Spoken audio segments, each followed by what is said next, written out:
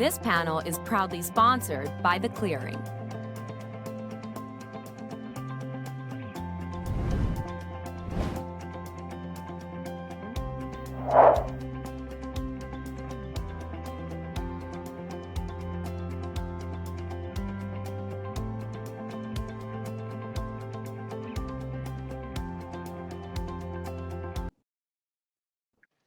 Hey everyone, welcome to our next session here at Running Remote. Because this is a stage 1 session, just a gentle reminder that if we've got any attendees that are speaking German or Spanish, this is one of the stages that we've got some translation services, so just feel free to click that translation tab. You'll be all set. This panel is being sponsored by The Clearing. The Clearing is a boutique professional services management consultancy that partners with top leaders as they address strategic and operational opportunities or risks in an intentional, time-bound, and human-centered way, inspired by the idea of creating clearings to tackle creative or critical challenges. Our panelists and our moderator today is Jason Miller. I'll let him take it from here, and I'll see you all in a bit. Thank you so much. Thanks so much, Mike. Really appreciate it. Hi, everyone, and thank you so much for joining us today from all over the globe. I'm so delighted to be with you and our esteemed panelists today from thriving in the remote work era. Wellness is not a luxury. It is an imperative for organizational performance. I'm Jason Miller and your moderator for today's discussion. I'm a director at The Clearing, a strategy and human capital consulting firm in Washington, D.C. I lead the development and delivery of our culture solution, and I'm an executive sponsor for our diversity, equity, inclusion, and access work. We've been in a global pandemic for over a year now, and we've all experienced it in different ways. Parenting from home, kids joining us on Zoom calls and feeling that there's a bit too much family time at this point, increased productivity, increased stress and fatigue, depression, disconnectedness without that in-person human interaction, physical and mental fatigue from just not knowing how posture and our home workspace contribute to our well-being. And some haven't even begun to notice because they're too busy or, quite frankly, not taking good care of themselves. As organizations all over the world are thinking differently about their future working models, back in the office, work from home, some hybrid therein, we are all equally as focused on our individual teams and employees. Now more than ever, we are focused on their wellness, both emotionally and physically, their ability to feel connected and create new and different ways for them to feel supported and thrive in their organizations. As you can tell, I am passionate about advancing our collective work to create an inclusive culture with a focus on wellness and elevating collective performance. We are so lucky to have our incredibly talented leaders on our panel today to help us talk through this important topic with a focus on action and results. Please welcome our highly talented panelists, Nina Hersher, CEO at Digital Wellness Institute; Pricelda Cid, founder at ErgoTherapy; Sharma, CEO at Wellness Coach; and Michael Koenig, COO at Time Doctor. Now, I'm about to bring each of them into the conversation so that we can hear their diverse perspectives that will advance wellness in our organizations and societies. I'm going to ask each panelist to introduce themselves with an opening question. Nina, we will start with you. Nina, please introduce yourself and why you're engaged around wellness as an imperative. Welcome, Nina. Thank you so much, Jason. It's a pleasure to be here today. Yeah, so I am I think that what's really come up for us this year is looking at the intersection of technology and wellness in so many different ways, especially as so many people are working from home, and really the lines between home and work are more blurred than ever before. And so we're thinking a lot about what remote and hybrid work means. And we're really acknowledging this is something that is a skill that we have to teach people and not something that we just inherently know. And so those are just a few of the reasons that I'm excited to be a part of this conversation and panel today. Thanks so much, Nina. Pricelda. Oh, hello, everyone. My name is Pricelda Cid. I am just to tell you a little bit of my history. I'm actually an occupational therapist, and I started working in ergonomics after working at a workman's comp clinic and realizing how people's work habits end up leading to injury. More than ever before now, we're seeing how people's challenges with recognizing what's going on with their bodies really affects the way that they feel on a day-to-day basis. Especially working from home now, people have really let their guards down when working. They are multitasking, taking care of children, they're caretakers, also working. We're very productive, working long hours, and it's really taking a toll on everyone. We're seeing all of these surveys come out with people complaining about back pain, neck pain, shoulder, and our workspaces have a lot to do with that. And this is why I'm here today, to talk a little bit more about that. So I'm very excited. Thanks so much, Pricelda. Dee, welcome to the conversation. Thank you, Jason. Hey guys, I'm Dee. I'm one of the founders of a wellness coach. This is my fourth startup, and if you guys have worked with entrepreneurs or are an entrepreneur, you know that burnout is very real with founders. I've had burnout many times, depression, anxiety, and I took a year off after my last startup to really take care of myself. And my wife and I essentially ended up starting Wellness Coach together to help other founders, executives, and other teams deal with stress, anxiety, and depression. What's been the silver lining in this whole pandemic is, we're able to talk about it more openly. And I know we know somebody in our family or friends that's dealing with this right now. So, it's a very fortunate to be working on the solution side of this problem and helping people live a better life. Thanks so much, Dee. Welcome, Michael. Hi, everyone. I'm Michael Koenig.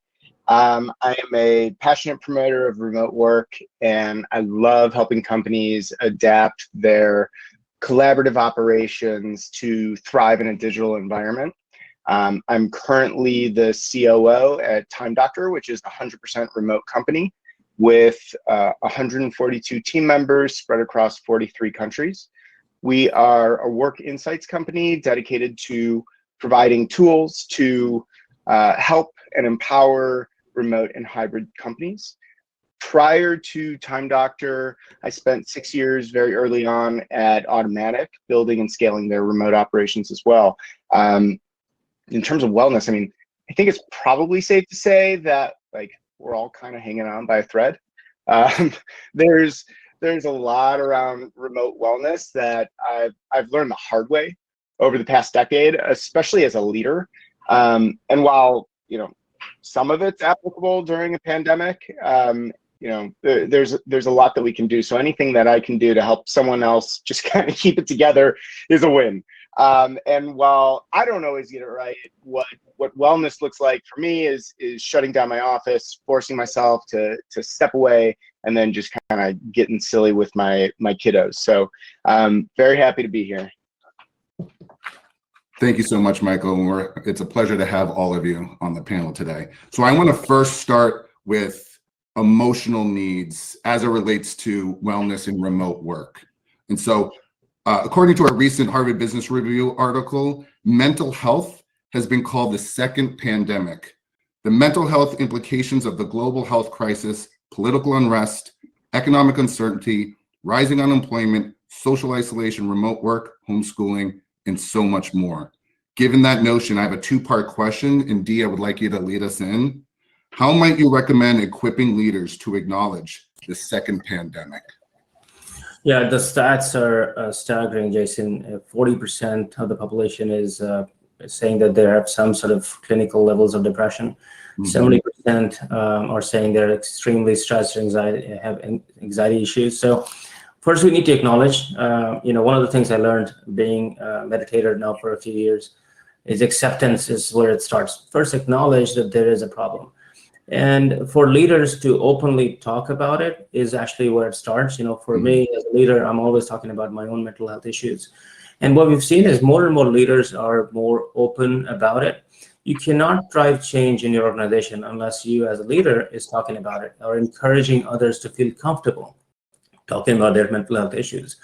And I think, it's really, use this pandemic as an opportunity to open up, as an opportunity to build a culture that is, taking care of each other, and asking the question, how are you really doing?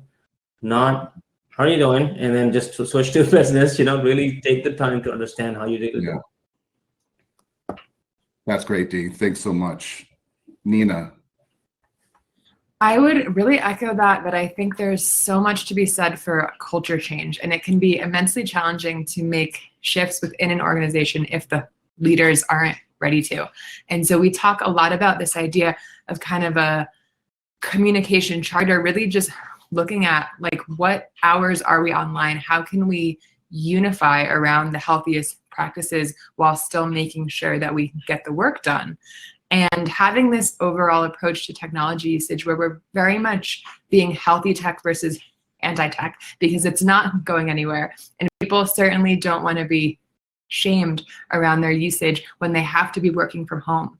Right. So I think the conversation really becomes about how can we use technology to fuel versus fatigue us, and how can we really bring intention to our attention as we continue to either work from home or look at different hybrid models. And for every person, based on their company and their industry, this is going to look a little bit different.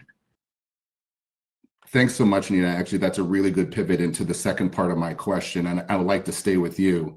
What tools and resources would you recommend they reference or make available for their team? So as you're thinking about healthy tech, what does that look like for a team or an individual? Great question. So we have this flourishing wheel that basically looks at what are the different domains of technology and wellness. And I don't know if I'm able to share that, but I can send it out afterwards. And so this flourishing wheel, I think, is very holistic. And so if, let's say, somebody comes to me and says, hey, Nina, I want to work on productivity. I'll say, okay, but let's also look at environment and communication. Is your home office set up in a way where you're not constantly being interrupted? Are you letting people know in your household when you're on a call, maybe with some type of a visual cue? And so there are a few different tools. We have a free ebook, but there's also a free survey at digitalflourishing.com that we're in the process of validating with our amazing research director, Sophie. And it's totally free. And basically you get a score in all of the different 8 areas of technology and wellness with actionable tips at the end, because it can be so overwhelming. And I think that wellness and remote work is going to show up for people differently. And so sometimes it's going to start with, oh, my kids have the problem. Oh, my husband is bringing his phone into our room. And so I think just acknowledging that everybody has a different entry point and really taking the time to connect with your employees. Thanks so much, Nina. And Michael, same second question for you. What tools and resources would you recommend to organizations, teams, individuals to help with the emotional needs of remote work? Yeah, it's really interesting. There's certainly tech opportunities, right, to create clarity, and but one of the things just for leaders, I know most leaders have one-on-ones with their direct reports, right? Something that we should definitely do throughout the week. I think one of the things is being able to establish a rapport with your direct reports that kind of creates that space, that psychological safety, for them to really talk about what's up. And I think the best way to do that, and forgive me, someone had mentioned it here, is not diving straight into work. And there's a very simple question that you can ask that is pointed at that, and that is just, how's life, right? And you're allowing your direct reports to really have an opportunity to come in and say, you know what, it's really crazy right now. And then just recognizing as leaders, like, it's okay not to be okay, right? And that's not a sign of weakness or anything like that. It's just like, this is life and it's crazy, right? So it's totally fine. And just as leaders, you need to create that space. You need to make it safe. Like, no one's on 100% of the time, all the time, It's just not possible. 100%. Thanks so much, Michael. I'm going to pivot us to the next question around physical needs. So the physical needs in the remote arena. So while considering the previous question around the imperative for emotional health and organizational resources, Pricelda, how can organizations support their team's physical health and wellness in a remote work environment? That's a great question. You know, just to follow up on what Nina said and Michael said about getting intentional and not driving straight into work. A great thing that organizations could do for their teams is really teach their employees about ergonomics and what ergonomics really is. You'd be surprised how many people do not know what ergonomics is or how that affects your body every single day. The other day I had a client come to me and she's like, you know, my lower back's bad. I really want to make adjustments to my workspace. I just don't know how. Why don't we put together a workshop for my organization? And she took this to her VP as a proposal. And he said, what's ergonomics? Or I'll also have other organizations that assume that ergonomics is going to cost them thousands of dollars. It's all about chairs and desks. And it's not about that. Really what it is just teaching people and them themselves what around our environment can we make adjustments to, so that when we sit down and then all of a sudden we're distracted with emails and people visiting, how can we position ourselves so that we're not uncomfortable? Because over time, this discomfort leads to pain leads to injury, and we kind of know what could happen with that. And especially in the remote work environment, an organization can't necessarily control where an employee is going to work. An employee could go to an Airbnb, to a hotel, to a coffee shop. How can you equip your employees to be able to make adjustments that they need? Even lighting and noise. We know how it is if you're living in a crowded home and you have kids screaming, you know how that affects your body and that tension it creates. And then ultimately all of that snowballs into your posture and your physical health. So really giving employees those tools to be able to do those adjustments that they need for themselves is something that an organization can really do for their employees. That would be great. And Priscilla, in your experience, are organizations and executives making that a priority now, or do you still think there's a gap between what knowledge they have and where they need to be to actually provide that environment for their employees?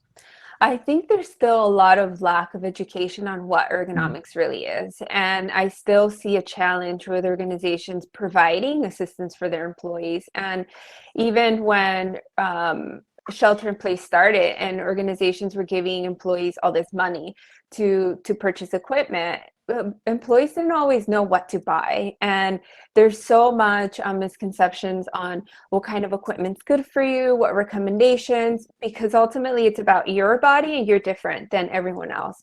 And I still think that there's a disconnect with what's being provided to employees. Some companies were on the ball. They already had an ergonomics team on board and they did what they could. But also you still have the employee on the other end who might not necessarily even know that they need it. They're just uncomfortable, but they don't see it as a solution because they're not too sure what it is and how it could help them. So there's still some disconnect there. Understood. Okay, thank you very much. Nina, same question for you. How can organizations support their team's physical health and wellness in a remote work environment? Yeah, so I loved everything that was just said. I think we're seeing more and more organizations really providing a certain amount that employees can spend on really creating their home office. And so we are hoping that becomes the norm where it's not happening already. But I think that those check-ins with your employees to see what's going on, and also general introspective practices. And so something that I encourage our clients to do is really to look at their morning and evening routines, because those are going to have an impact on our sleep and our whole day. And so even for myself, making such a small change as actually carving out half an hour in the morning, be unplugged, and to focus on my own self-care, to have my tea, to stretch, to come into my physical body before I jump right up into that cerebral plane, I think can be so powerful, because when we are plugged in for so we do lose track, and we don't even realize that we're hungry or our neck is hurting. And so on the leadership front, I would absolutely look at policy around, are you taking a break and telling your employees to also take a break? Are you showing that behavior that you want to see? And that's really the best place to start, because by empowering others, we're really going to see that ripple effect. Thanks so much, Nina. It makes so much sense. There's so much more education to happen across organizations, but there's good work being done. So that's great. Hey, Dee, second part of this question, what are some small shift, high impact solutions leader can implement as early as tomorrow that would relieve working remote pressure on staff? Yeah, it's a very relevant question for where we are right now. I want to go back to why we are feeling so much stress and anxiety before I answer this question. And Absolutely. A few years ago, I discontinued from all social media, and I've just been happier ever since. And I think when we are extremely stressed and anxious, what happens? We wake up in the morning, we grab over our smartphone, and we start looking at social media. And what is the incentive for social media to have you come back to it often is to show you negative news, and that's on the top, because we're negatively biased human beings. The reason I'm saying all this is very important to understand. If you want to relieve stress, anxiety in the workplace, or you want to actually improve yourself, your own self-care, it starts with understanding how does stress, anxiety come about. Like if you turn on the news, breaking news, it's just bad. There's nobody talking about, hey, look at all these puppies, like the news or all that good stuff. So I think it's really changing your routine on how you wake up. I think, you mentioned that, having time for yourself, and then how you go to bed, like digital detox before you go to bed, right? So, at Wellness Coach, this is what we do. That's our business, is improving wellness for our customers. I just want to do a quick plug here. We're offering all minority-owned businesses free access to Wellness Coach. So just go to wellnesscoach.live. And it's something we're doing until end of January, partly because minority-owned businesses are far more disproportionately feeling the brunt of this pandemic in terms of stress, anxiety, than any other business. So that's, I don't know if that answers your question, but that's kind of what I go through all day in my head. Like, how can we help people understand what creates stress and anxiety, and then start peeling the onion and providing tools to then they be able to deal with it. No, it's clear, Dave. People go to Wellness Coach and they have a tool in your organization. So that's wonderful. Thanks for doing that. Thank you. I want to shift the conversation to culture shifts in a remote work environment. Recognizing that these needs for employees are in many ways not new, we are certainly at an inflection point. And given that, and taking consideration the different needs across geographies and global organizations, how can we empower employees ask for what they need to be successful while balancing organizational needs and resources? Michael, will you lead us in with that?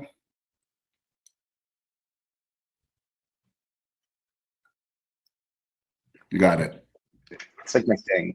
There you go. It's definitely a challenge in a remote work environment across a lot of different geographies. While, for US companies, it's relatively simple. Like, hey guys, hop on Amazon and, go buy this, right? Here's a certain amount of money. We have a lot of employees and team members that are not within the US. We only have 13 people out of those 140 that are in the US. So the logistics around actually getting people what they need, just like in terms of products or whatever it may be for their home office, is quite significant. Some of it just comes down to giving people any sort of monetary resources that they might need up front to go and purchase within their own area. But again, now we're limited to what's around. So I don't have a great answer for this. We're kind of cobbling together solutions. If there's anyone who's watching that maybe is like, oh, I got this figured out, like, definitely ping me. That'd be great. I'd love to chat. But in terms of like the psychological aspect, again, it's giving that space and just being aware as leaders, right? That it's, again, I'm gonna keep coming back to this. It's okay not to be okay, right? And taking, you know, a mental health day, right, is not a bad thing. It doesn't mean that you're having a breakdown or anything like that. It's to prevent a breakdown, right? Yeah. So that's kind of, you know, if we can have just more awareness and understanding around that, I think that a lot of good can come from it. Thanks, Michael. Makes a lot of sense. So Pricelda, I'm still thinking about that gap between where executives and organizations are, where they need to be in terms of their knowledge to make the right investment. So how would you recommend to empower employees to ask for what they need?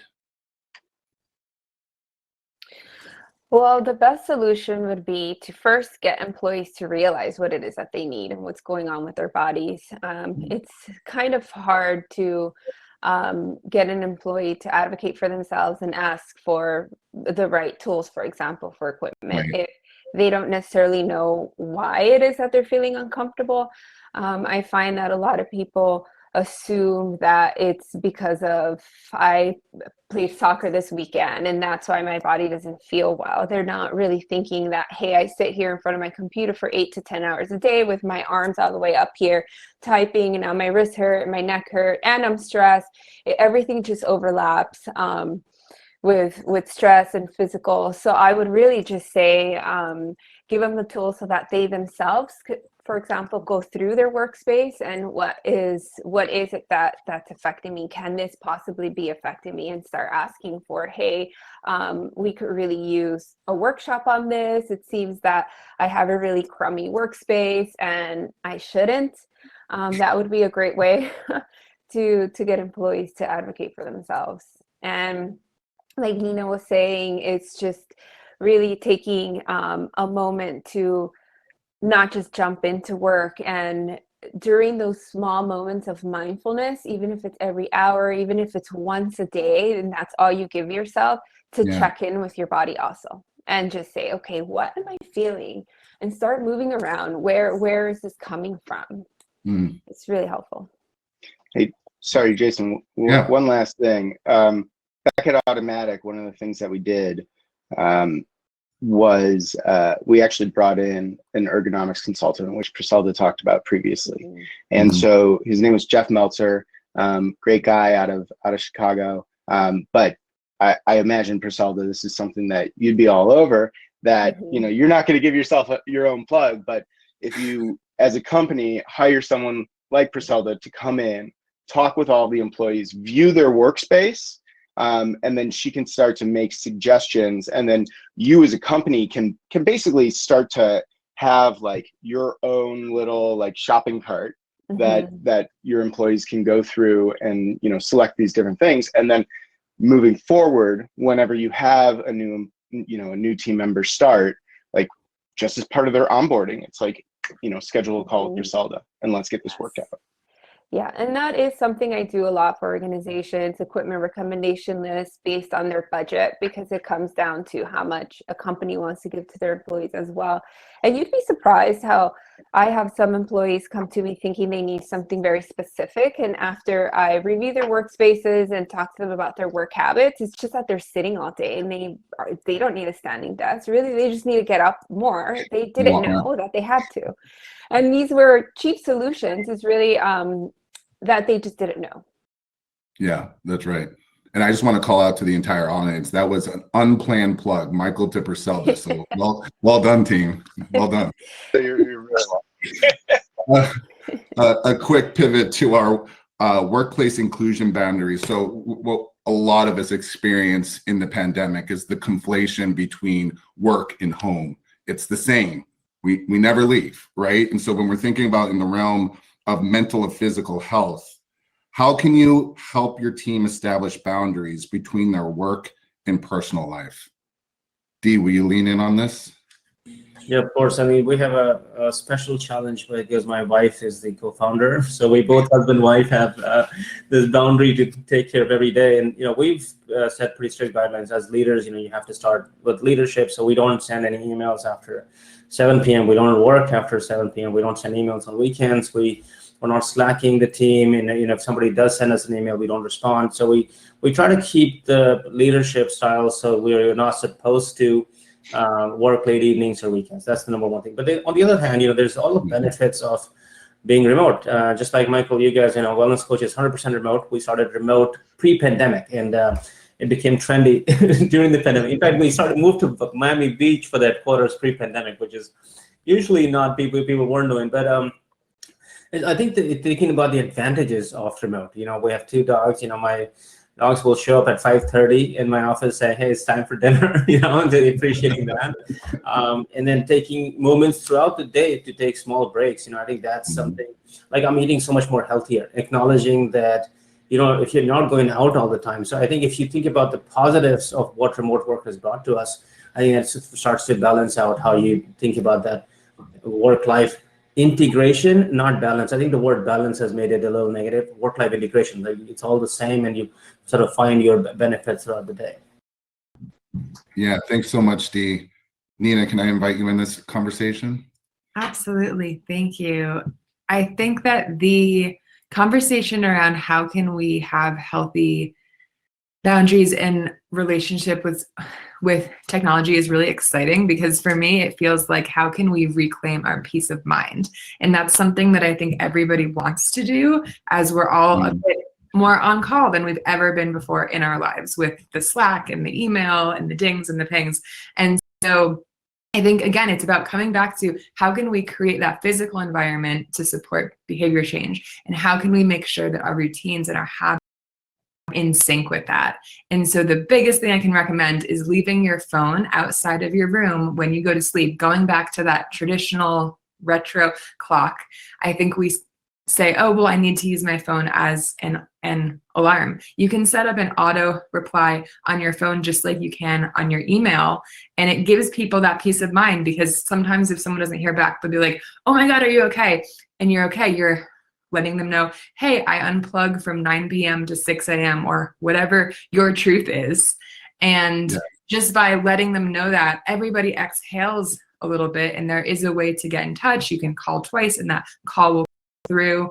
It's just about really learning to use our tech, and also not doing work in the same area that we sleep in. And so everyone's home environment is going to look a little bit different. I'm like in the woods out here in Colorado, but some people are in like a hub in kind of a smaller apartment. And so I think also normalizing that, because everyone's home or home office is going to look different, we have to create solutions and even products for that. And so for some people, it might look like just carving out like a corner of one room, but really having a space that is just for work, because then you go to that place for work and you're conditioning yourself. And then when you're logging off for the evening, or you're ending work for that chunk of time, you're moving to a different area of your home where you can effectively exhale. That does feel like home, and you're taking back some of that peace of mind that we might be struggling with right now. Yeah, thanks so much, Nina. And you like natural segue to our next question. So Michael, I'm looking at you. I'm thinking about even my own calendar. And you have white space 4 weeks out. You have 1 week out, there's nothing in there. You might have a 15-minute window, but I'm going to get that time. And then so before you know it, your day has no free time, right? And it's the nature of, like, you're not going to and from client site, you're not going to and from the office, you're not taking a break for lunch. So what would you tell the audience? What can they do to turn off and disconnect when their home becomes their office space? Yeah, good question. It's tough. Like I said in the intro, I'm not perfect at this. I've set up a couple of things. The first is I have, like, in my calendar a break scheduled, like midday, and that reminds me something as simple as, like, eat. And It's a real like thing. it's yeah, exactly. And it's like I differentiate the color on my calendar, right? So it's like red, like this does not get moved ever. And then it's really just about enforcing it in myself. And then I Yeah. do the same thing. You know, even though I work a crazy amount, it's super important that we eat dinner as a family, for instance. So again, just like, yeah, it's kind of like personal life is bleeding over into my work calendar, but people know like, hey, Michael's not available during this time. And that's just kind of like, you have those like sacred chunks that you yourself have to hold yourself accountable to, and just be like, listen, I got to do this because my life cannot be only work. Sometimes it's really difficult though to have those to have that separation, especially throughout the day, right? We you know, some of us have kids at home, and it's like we're trying to do everything, right? Yeah. We're trying to be full-time parents, we're trying to be teachers, we're trying to also do our full-time job, and having that, like, that distinction that you maybe normally would in a normal year, it's not there anymore. So if your kids come in, one of the rules that I have with my team is like, no, you're not like trying to block your kids out or anything like that, like shoving their heads out of the way, right? Like it's the rule is, hey, bring your kids in. Who are they? Say hello, right? Let's meet them. You know, let's not ignore or pretend like they're not there and that we're all, you know, having, you know, a life. So it's also recognizing that you can't always have that shift, but as leaders, being okay to invite it in. And that may not sound healthy, but it's like those micro interactions where, you know, I don't have to worry about like stiff arming my kid so that, you know, she stays out of the camera frame. 100%. 100%. I couldn't agree more. I think that's one of my favorite moments when someone's making a really important statement and then the kid stumbles in like, can you tie my shoe, or can you make me a peanut butter and jelly? Sure, fine. Totally. Fine. It can also create a great like humanizing moment for your team that's like a good chuckle. And so I'll just share this one story because it's totally ridiculous. I have a 3-year-old, and I was leading an all company meeting, and she like came in to my office totally naked, right? And I had no idea. I see like up in the corner, because we were using Google Meet, that like everyone is like laughing. Well, I saw that everyone, and I looked up in the corner and I'm like, oh my gosh, there's this butt naked child, and I'm trying to like ignore it, right? Because I'm also leading a company meeting. And she walks over to the bookshelf there. She takes out The Godfather, looks at it, and is like, yeah, this is the one. And then just like turns around and just leaves. And like, yeah, it's embarrassing, right? Like this happens, but it was also just like a moment where like the company was kind of just included, right? It's just acknowledging that like, this is crazy. Like it's a crazy time. So Michael, please tell me you were recording that all company meeting. Tell me you were recording it. Yeah.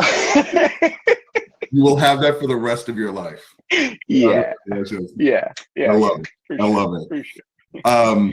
So we've been talking a lot about some of the challenges with remote work, and how do we contribute to the mental, emotional, psychological wellness of folks. I want to pivot us to the benefits of remote work. You know, so I think about whether personally or the behaviors you've experienced in your colleagues or teams, what are the personal joys or benefits individuals are realizing from the ability to remote work? What are the gifts that 2020 gave the workforce?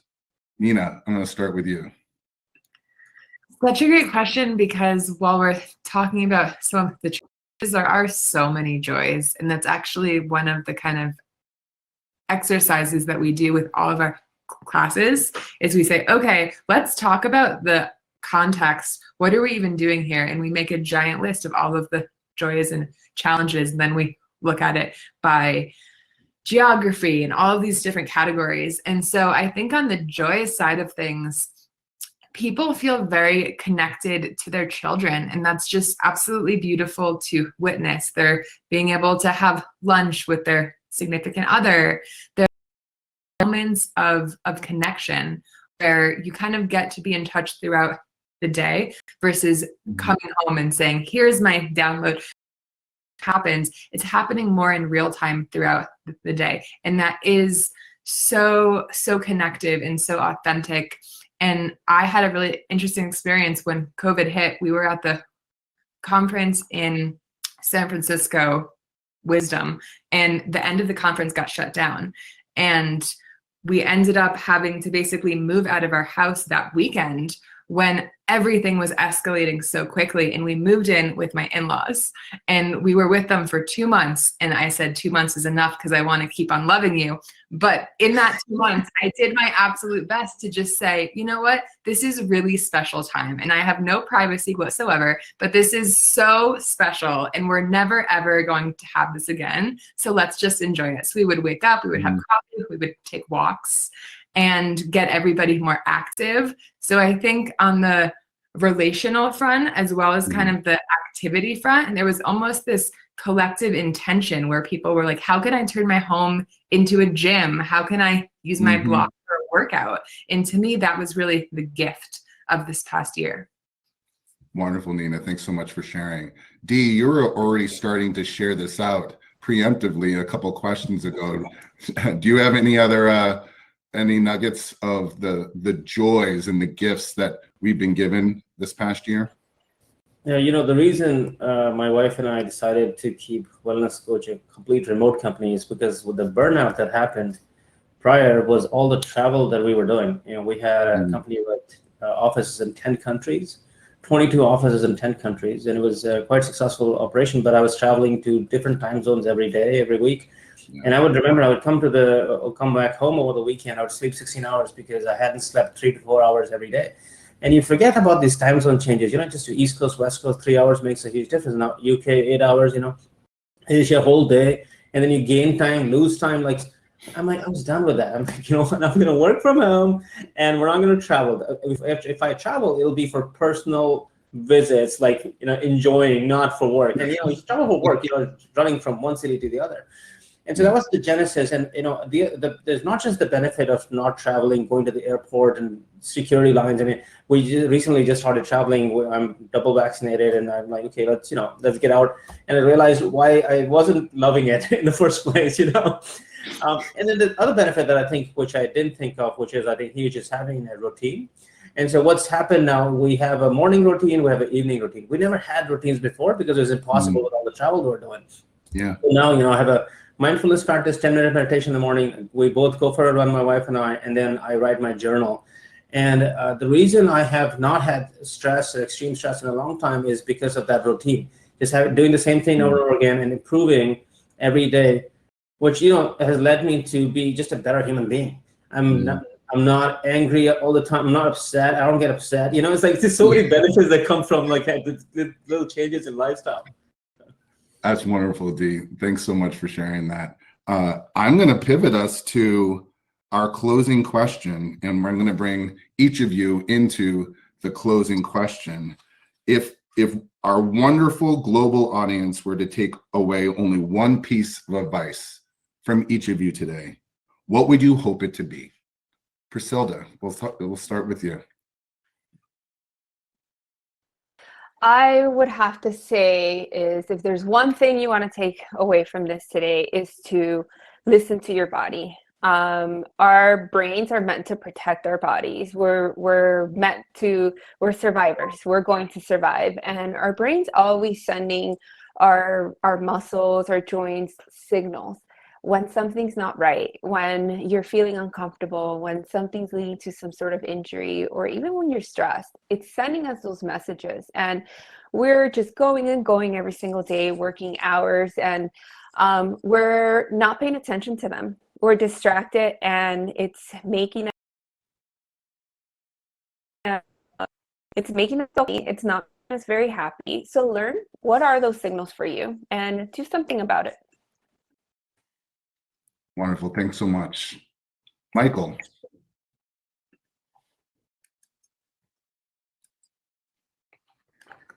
So yeah, if there's one thing that I'd like everyone to to take away from this, you've heard me say it a couple times now. It's just that it's okay not to be okay. And whether you're a leader or, whether you're not, just acknowledge that for yourself, acknowledge that for your team. These are extraordinary circumstances, and maybe adjust your expectations around work output. You might have to.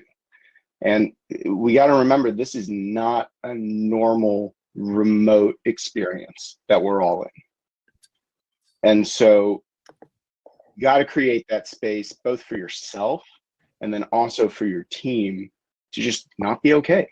And that's fine. Yeah. Thanks so much, Michael. Nina, what's the one thing? So many things, but I'll pick one.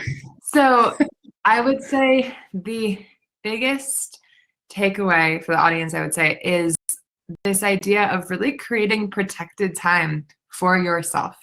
And that can be both on the individual front and on the work front. And so just like we have all of these things blocked on our calendar for work, things will take up as much time as we give them. And so actually putting a calendar block for your lunch that nothing overrides unless the house is on fire, and treating that time with yourself just as you would with someone else is so powerful, because then you actually have a break, and you can look at this notion of kind of flexible routine and say, okay, maybe I used to have a routine and go to Zumba class every Tuesday afternoon, but now I don't. So maybe I just make a list of different breaks and things. Some of these breaks are 5 minutes, some are half an hour, some are an hour. And when I have that time, I have this list ready to go to support me, because it's so easy to just get sucked right back into work. So actually making sure that you're putting that time on your calendar with yourself, I think is going to help you both at work and on the individual front. Thanks so much, Nina. Dee, take us home. Yeah, I'll actually repeat what was previously alluding to. Is first recognizing that there's billions of dollars of attention economy that's targeting you to be constantly on the phone, constantly clicking something by using negative bias as a way to get you back often and always be in fight or flight mode. So what can you do? Fight back by allocating 10 minutes every morning in doing a mindfulness practice, and then writing 3 things that you're grateful for every day. We call it a gratitude journal. It's just writing 3 things you're grateful for. What will happen after a few weeks, you'll start looking at the world with what is good about the world. The glass is half full, not half empty. And then what you realize is stress, anxiety, you were just making a big deal of every little thing. It wasn't that big of a deal. The world is not ending right now or tomorrow. And I promise you, just try that for yourself. It's self-care. And if you take care of yourself, you can take care of people around you. Love that. Thanks so much for sharing. And thanks to each of you. I think we're going to spend the last 12 minutes or so and open it to the audience for Q&A. Mike, over to you. Hey there, thanks so much for letting me join with some questions from the audience.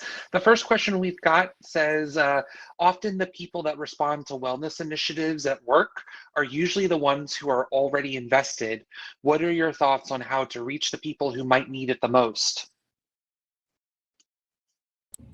I could take that probably. We are a B2B platform for wellness, and this is a very common issue. The fittest will be the ones that jump out things very quickly. So I think creating a wellness program where it's inclusive, but also it is a rewarding. And so what we've done is created like challenges of this. It can be a mental health challenge.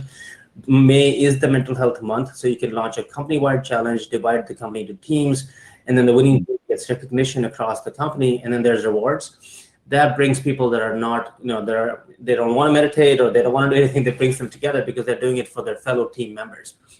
And I think that becomes like very encouraging. There's a lot of research and science around how team challenges are the way to get people together. We have a lot of stats and data to show that as well. Great, thanks so much. The next question we've got from the audience is there anything you all would recommend for preventing the harm to eyesight from extended screen use?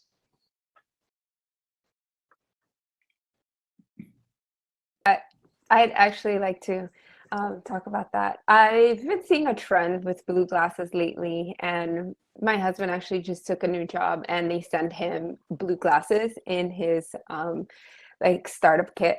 And what I find is that people are looking for a simple solution when really what you should be doing is just taking your eyes off of your digital devices, even if it's every hour. That's going to be the best way. And whether that's during that time when you're moving around, you're looking out the window, it's just 30 seconds. Really, the rule is 20-20-20, where for every 20 minutes, you look 20 feet away for 20 seconds to really help reduce that eye strain. It's not a simple solution like glasses. Keep working. It's really just look away from your screen for a little bit. It's the best solution. I'm happy to chime in as well. So we are seeing that, especially with Zoom and all of these different video conferencing platforms, part of the reason our eyes are getting so exhausted is this kind of eye contact that we're trying to make isn't natural. And so one of the other things that you can do is make sure that you have a real blinking practice. And that might sound weird because just like we breathe, we blink, right? Except when we're staring at a screen, sometimes we forget to blink. And so even just taking 2 minutes here, 1 minute there every single day and just blinking, you can go outside if that helps you. It's going to kind of help to revitalize your eyes and course correct what's been going on. That's great. Thanks so much. We've got a few more questions. Someone asked about if you've sought to package an ergonomically designed remote office theme for individuals based on the individual person likes, hobbies, interests, or ergonomic needs. Yes. Usually when I do an ergonomic assessment on a person, I'm asking them about their work, their habits while they work. For example, perfect example is people who are not feeling well and they assume they need a new chair or a standing desk. However, when you get down to it and you ask the person, do you stand often? They say no.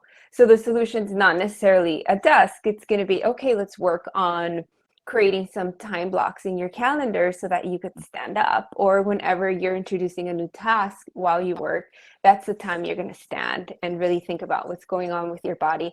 It is very tailored to the person because it's not just one simple solution for everyone. People need different options.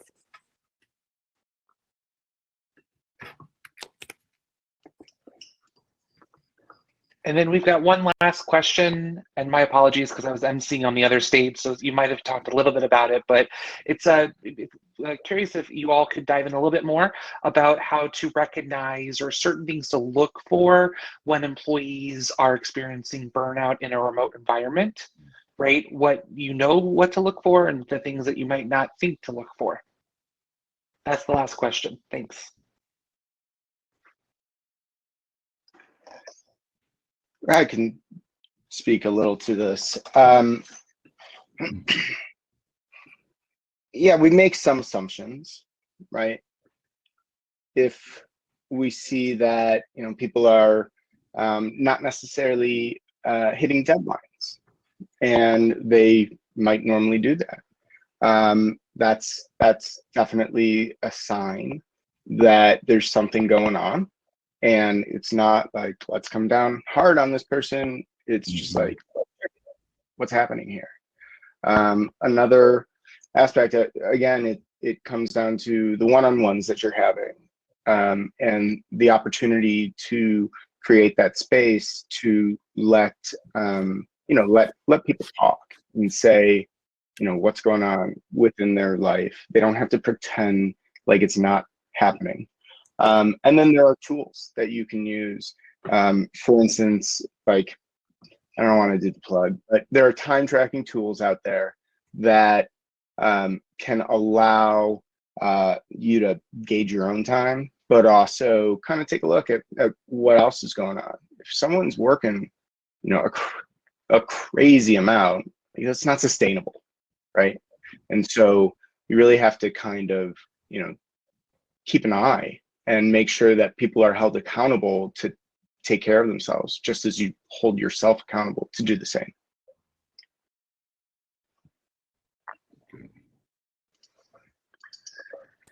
We've got one more question that came in, but do any of the other panelists want to chime in and can kind of pick up where Michael let go before I ask the next question? Yeah, I will add a little bit here. I think the assumption that your team or people in the family of your teams is dealing with something is a very highly likelihood assumption. So as all leaders assume something's going on, like we've seen during the pandemic, our staff in the United States, family members were going through substance abuse. In international countries, our staff was going through coronavirus. Our family members were affected with the virus. So I think the first is, as leaders, we say to our team, like, assume something. Not everything's going perfectly. It's not like typical remote work, to what Michael said. It's very unique circumstances because of the pandemic.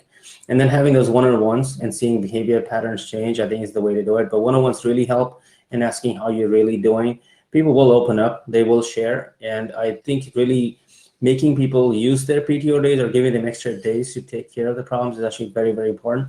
There's no point in collecting PTO days. Like we're working way harder than before the pandemic, way more hours. So we should really enforce some more time off to our teams. Great advice. Thanks so much. And then this one last question that just came in, what would be your advice to all the companies which are still thinking office work is best and never thought of needs of the employees, like providing mental support? I can chime in there. I think that we are seeing a lot of employers lean to something like offering their employees 2 to 3 days of working from home. And we're also seeing this trend of a lot of employees who never want to return to the office. And so I would say that for the employer, it really is about taking a deep dive and looking at your work culture. And also looking at, do you want to keep the employees that you currently have, or do you want to maybe be hiring a bunch of new people? Because a lot of folks are actually going to be looking at completely remote jobs if they are asked to come back into the office full time. And so we're really into this kind of framework of and, not or. And so is there a way for you to keep your employees, to keep your company culture and all of that employee happiness without maybe course correcting too much based on all of these changes that we've seen over this past year? So I'll just chime in here as well. I think because we have clients that have, white collar workforce, this question comes up all the time. Like Panda Restaurants is a big client of ours, Wind Resorts. I mean, they cannot afford to not go to the work. That's what they have to go to work, right? We have Weber Metals, that's a manufacturing facility. Kimberly-Clark, they manufacture Huggies, diapers. So I think when we are asked this question, where the answer is really what kind of workforce you have. Can the workforce work remotely, and will they be happier remotely? And then you have to tackle it at that level. I think a lot of corporate jobs can be done remotely, and people have moved out of cities already. So asking them to come back is unfair, right? If they can be protected remotely, let them work protected remotely. But I think it depends on what the company does, what's the culture there, and not trying to fit a round peg in a square hole or the other way. Yeah, and to that point, I mean, there are a lot of benefits, and I've been kind of singing this from, the mountaintops for the past, decade plus, but there are a lot of benefits for the company itself. This last year, again, isn't necessarily representative of what remote work can be. I think once life, hopefully starts to turn back to normal for everyone, and we have fewer, pandemic related stresses, it can actually be wildly productive. And so what I would say is, look, the positives around remote work, hire anywhere, right? Don't discriminate based on geolocation. Take the best talent wherever they are, let them work from wherever they are. You're going to have really happy people, and you're going to be accessing talent that you otherwise wouldn't.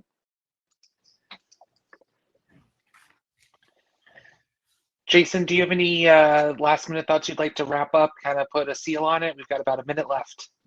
Yes, absolutely. I would love to thank our esteemed panelists, Pricelda, Dee, Michael, and Nina. Thank you so much for being here, sharing your insights and expertise, giving people tactable and tangible tips on how to enact them tomorrow to create wellness in their environment. So thank you so much to all of you. Before we close, I also want to say that my company, The Clearing, also has a virtual booth. Please join us. Learn more about what we do in the market, specifically around our resilience approaches, which is very relevant to our conversation. And then finally, thank you to our global audience. Thank you for being in this critical conversation with us. Let's create real change in our organizations on a global scale. We can do this all together. So be well, be good, and thank you all. Appreciate it. Thank you.